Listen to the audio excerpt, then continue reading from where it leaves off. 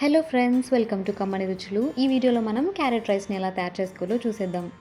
దీనికోసం ఒక 3 table spoon oil వేసుకొని అందులోకి ఒక చిన్న దాల్చిన చెక్క, 2 యాలకులు, 4 లవంగాలు, అర టీ స్పూన్ శనగపప్పు, అర టీ స్పూన్ మినపప్పు, అర టీ స్పూన్ జీలకర్ర వేసుకొని 1 నిమిషం పాటు దోరగా వేయించుకోవాలి.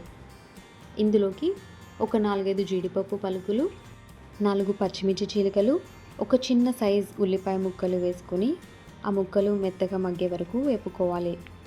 తర్వాత ఒక రెబ్బ కరివేపాకు వేసుకొని ఫ్రై చేసుకోవాలి.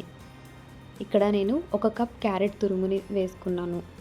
ఇలా ఒక 2-3 నిమిషాల పాటు ఈ క్యారెట్ తురుముని దోరగా ఫ్రై చేసుకోవాలి. ఇందులోకి ఉడికించి చల్లార్చి పెట్టుకున్న రైస్ని ఇందులో వేసుకొని మంటను మీడియం ఫ్లేమ్లో పెట్టుకొని క్యారెట్ మొత్తం కూడా రైస్కి పట్టే వరకు ఇలా చూపించిన విధంగా బాగా మిక్స్ చేసుకోవాలి.